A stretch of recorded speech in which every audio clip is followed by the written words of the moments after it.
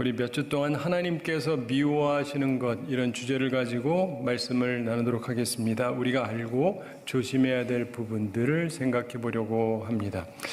남녀가 결혼을 하게 될 때 이제 평생을 같이 살아야 되는데, 제가 결혼 전에 묻는 질문이 있습니다. 둘 따로 만나서 무엇을 좋아하는지, 무엇을 싫어하는지 그걸 묻습니다. 왜냐하면 행복한 결혼 생활을 위해서는 상대방이 무엇을 좋아하는지 알아야 되고 또 무엇을 싫어하는지를 정확히 알아야 됩니다. 근데 의외로 많은 사람들이 상대방이 진짜 좋아하는 거하고 진짜 싫어하는 걸 잘 몰라요. 특별히 싫어하는 건 잘 모릅니다. 그리고 그 이유는 더더욱 잘 몰라요. 그래서 갈등을 겪으면서 불행해지는 사람들이 많습니다. 정말 많습니다. 좋은 관계를 위해서 우리는요, 상대방이 싫어하는 게 뭔지 알고 피해주는 게 좋습니다. 이와 마찬가지로 행복한 신앙생활을 위해서도요, 필요한 지식이 있습니다. 하나님을 기쁘시게 하기 위해서 하나님이 어떤 분인지를 알아야 됩니다. 그리고 하나님께서 무엇을 좋아하시는지도 알아야 되고, 동시에 하나님께서 싫어하는 게 뭔지 알고 그걸 피해야 되는 것입니다. 근데 이런 기본적인 지식이 없어서 불행한 신앙생활을 하는 사람이 의외로 많습니다. 정말 많아요. 신앙생활을 하는데 보면 굉장히 불행해요. 특별히 하나님께서 싫어하는 것을 잘 모르는 사람들이 의외로 많습니다. 여러분은 아십니까? 바른 신앙 지식의 중요성에 대해서 성경은 끊임없이 강조하고 있습니다. 호세아서를 보면 4장 6절 초반에서 내 백성이 지식이 없으므로 망하는도다, 이렇게 말씀해요. 뭐가 없어서 망한다고요? 지식이 없어서. 호세아 6장 6절에서 하나님께서 나는 인애를 원하고 제사를 원치 아니하며 번제보다 하나님을 아는 것을 원하노라, 이렇게 분명하게 말씀하십니다. 번제보다 하나님 아는 것을 원한다고 말씀하세요. 무슨 말씀입니까? 교회 와서 예배드리고 많은 제물 드리고 많은 기도를 드리고 많은 찬양을 하는 것도 좋지만 그보다 설교 말씀 제대로 듣고 하나님을 제대로 아는 것을 원하신다는 말씀입니다. 그래서 우리 개신교의 핵심은 말씀이고 예배에서도 설교를 가장 중시하는 것입니다. 이제 우리가 행복한 신앙생활을 위해서 하나님을 기쁘시게 하기 위해서 생각해야 될 요소는 하나님께서 미워하시는 것이 무엇인지 깨달아서 알고 그것을 피하는 것입니다. 자, 그러면 하나님께서 미워하시는 것은 어떤 것들이 있습니까? 성경에 보면 잠언, 지혜의 말씀 잠언 6장 16절부터 19절에 여호와께서 미워하시는 것, 이렇게 말하면서 몇 가지를 열거하고 있습니다. 거기 보면 이런 말씀이 나옵니다. 여호와께서 미워하시는 것, 곧 그의 마음에 싫어하시는 것이 67가지니 67가지다, 이런 겁니다. 곧 교만한 눈과 거짓된 혀와 무죄한 자의 피를 흘리는 손과 악한 계교를 꾀하는 마음과 빨리 악으로 달려가는 발과 거짓을 말하는 망령된 증인과 및 형제 사이를 이간하는 자이니라, 이렇게 말씀합니다. 따라서 우리가 이것을 피해야 될 것입니다. 그 내용 중에 가장 처음에 나오는 것이 교만한 눈입니다. 그래서 오늘 교만한 눈, 이런 제목으로 말씀을 나누도록 하겠습니다. 자, 하나님께서는 교만한 눈을 가진 사람을 미워하세요. 교만한 눈을 가지고 있었던 대표적인 사람으로 공주로서 다윗과 결혼했던 미갈을 꼽을 수가 있습니다. 우리는 오늘 말씀을 통해서 이 미갈의 교만한 눈을 살펴보면서 우리의 모습을 점검해 보기를 원합니다. 자, 오늘 본문은 다윗이 왕이 되고 나서 하나님의 언약궤를 예루살렘 성으로 모셔오면서 기뻐하는 내용입니다. 그래서 예배드리고 사람들에게 선물도 주고 축복도 하고 그럽니다. 근데 다윗의 모습을 보면서 그 안에 미갈이 비난을 합니다. 그것이 오늘 본문의 내용입니다.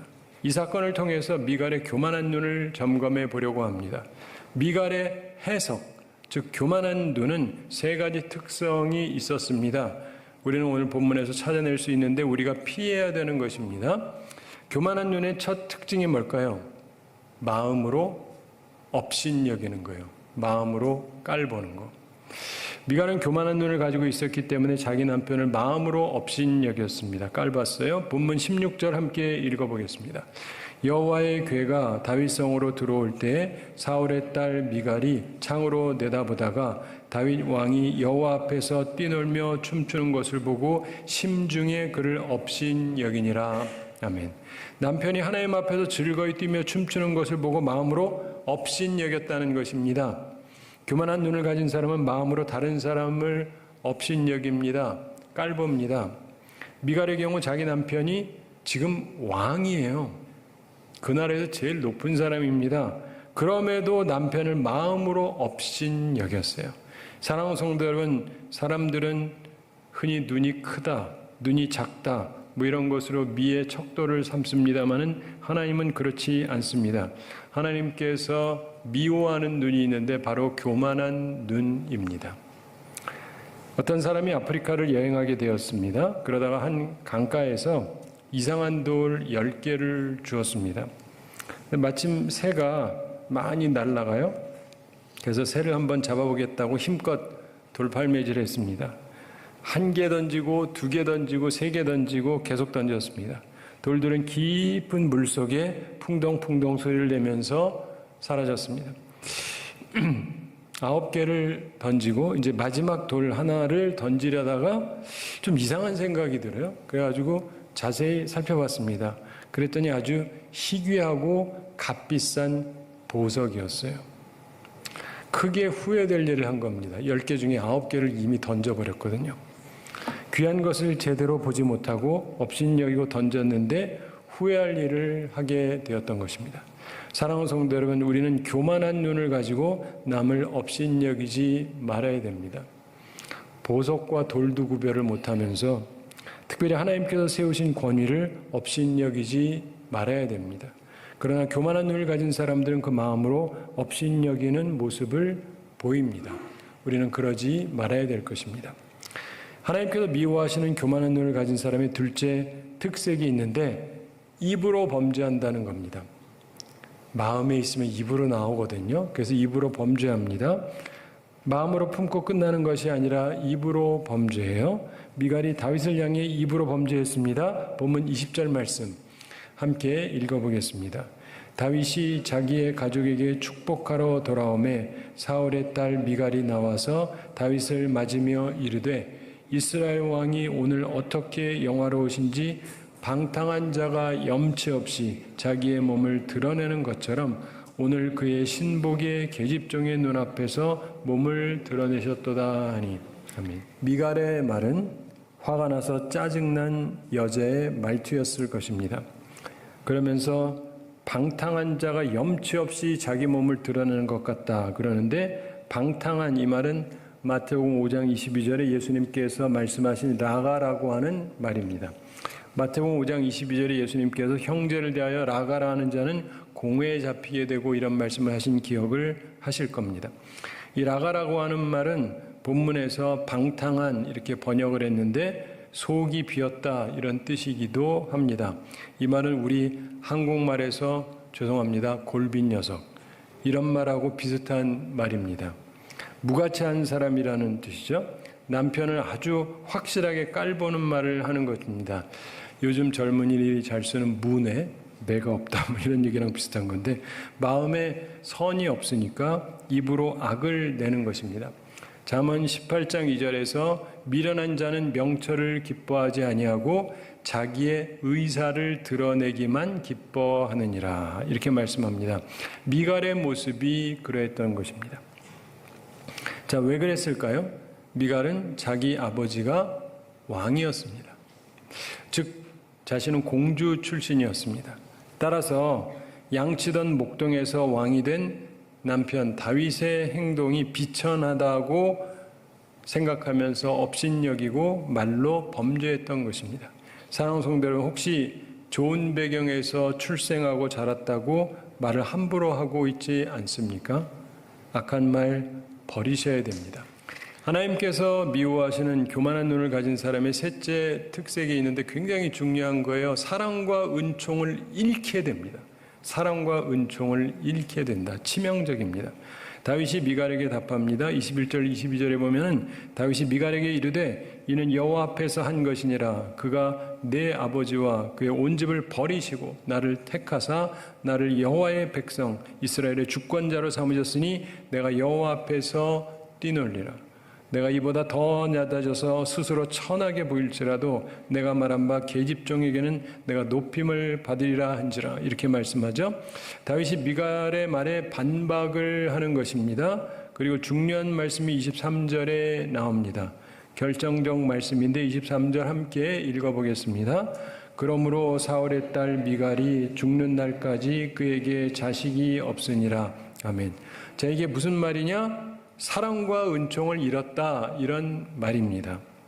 미갈은 다윗이 즐거움의 절정에 있을 때 그분의 즐거움을 박살을 내버렸어요. 다윗이 기쁨을 가지고 가정으로 돌아왔습니다.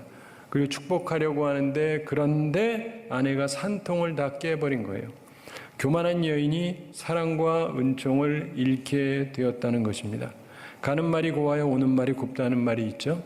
교만한 눈을 가지면 자기에게 오는 것은 화밖에 없는 것입니다. 본문 23절이 의미하는 바는 단순히 자식이 없다 이런 말이라기보다는 어쩌면 다윗이 다시는 부부관계를 갖지 않았다 이런 말일 수 있습니다. 그러니까 자식이 없죠.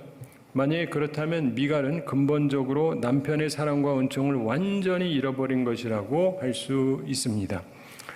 그런데 또 어떤 성서학자는 다르게 생각을 해요.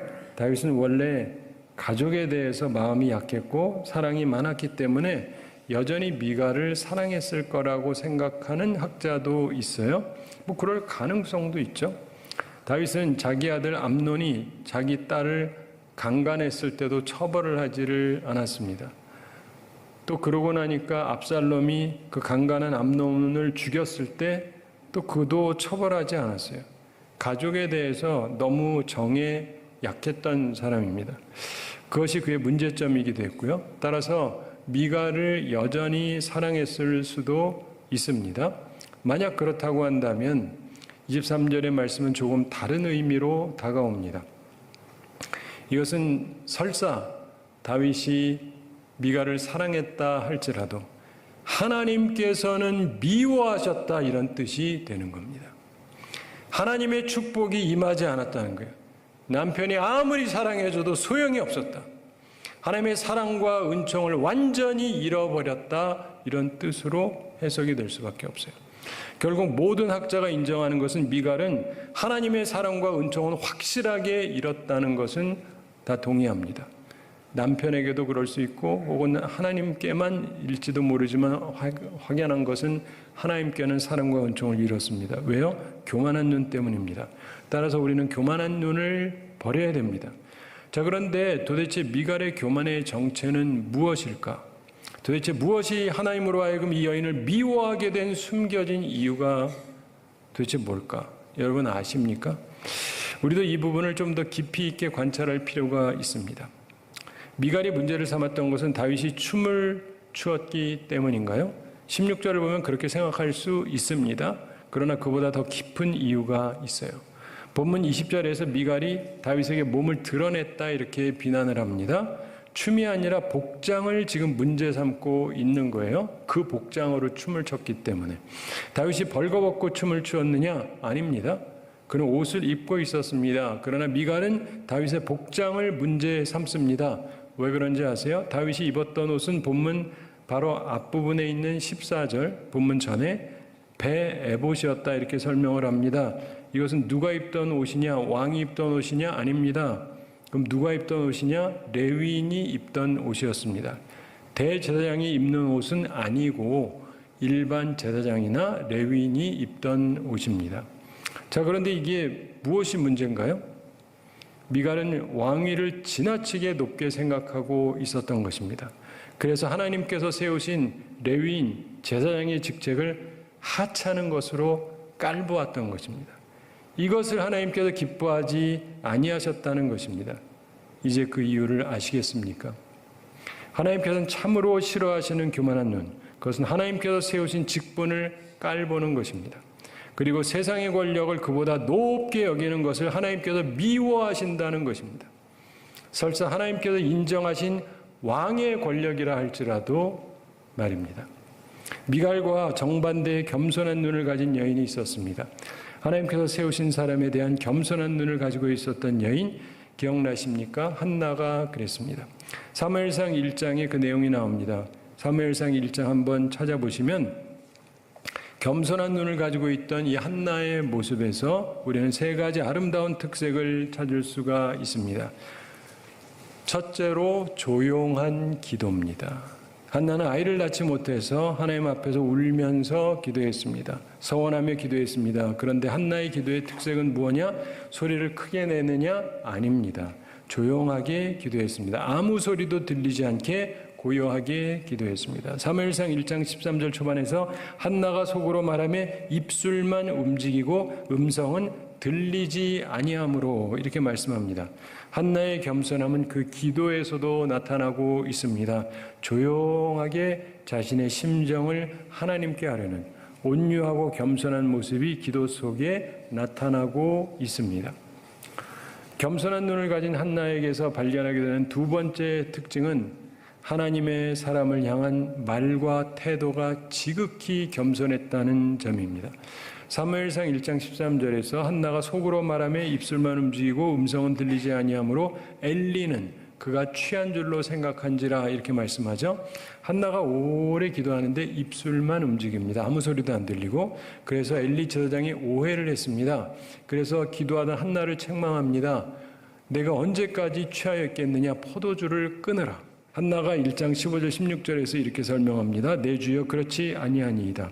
나는 마음이 슬픈 여자라 포도주나 독주를 마신 것이 아니요 여호와 앞에 내 심정을 통한 것뿐이오니 당신의 여종을 악한 여자로 여기지 마옵소서. 내가 지금까지 말한 것은 나의 원통함과 격분됨이 많기 때문이니다. 이렇게 얘기합니다. 여기서 자기를 뭐라 그래요? 당신의 여종. 제사장의 여종이 아니었죠. 그럼에도 불구하고 그렇게 얘기를 하고 있습니다. 얼마나 겸손합니까? 하나님께서 세우신 사람 앞에 참으로 겸손하게 말합니다. 한나는 하나님의 사람 앞에서 그 말과 태도가 매우 겸손했습니다. 겸손한 눈을 가진 한나에게서 발견하게 되는 세 번째 특징, 이것도 매우 중요한 결정적인 건데 하나님의 사람의 말을 전적으로 믿었다는 거예요. 하나님 사람의 말을 전적으로 믿었다. 한나에게 엘리 제사장이 이렇게 말합니다. 평안히 가라. 이스라엘의 하나님이 내가 기도하여 구한 것을 허락하시기를 원하노라. 이렇게 말했는데 이게 무슨 말이냐? 특별 기도를 해준 거냐? 아닙니다. 그렇다면 뭐 무슨 특별한 계시를 받아서 말씀한 거냐? 물론 아닙니다. 그냥 축복의 말을 한마디 한 거예요. 좀 못하니까, 미안하니까. 여러분, 목사에게 이런 종류의 말을 얼마나 흔하게 듣습니까? 올 때마다 듣지 않습니까? 그런데 한나의 반응은 매우 특별한 것이었습니다. 한나가 그 말씀 앞에 이렇게 말합니다.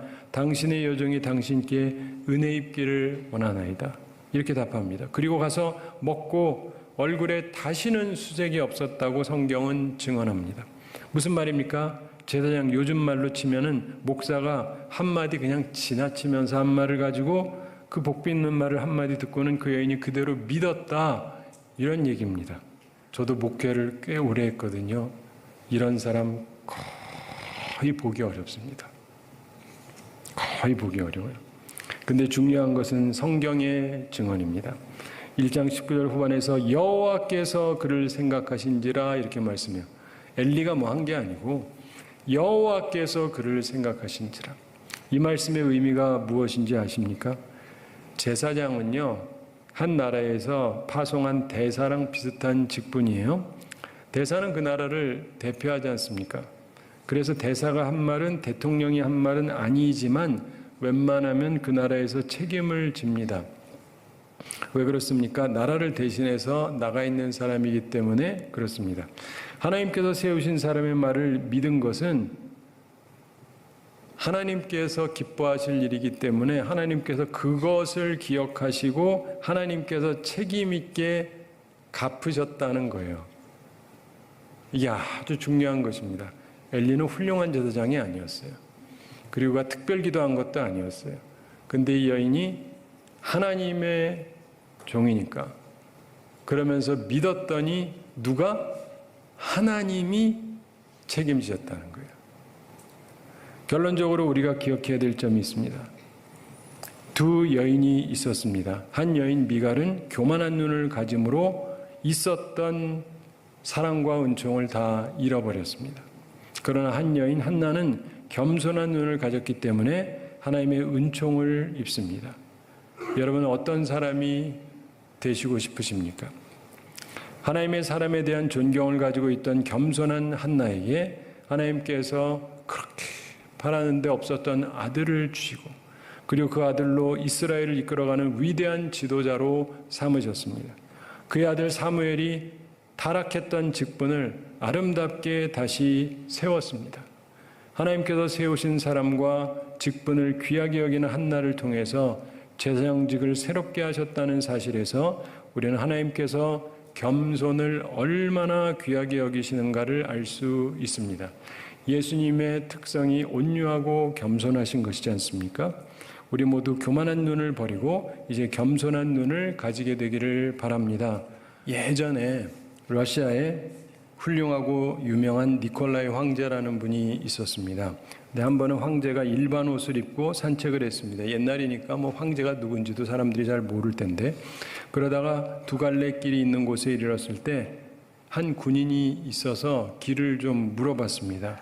그랬더니 그 군인이 담배를 물고는 아주 거만한 태도로 길을 가르쳐 주더랍니다.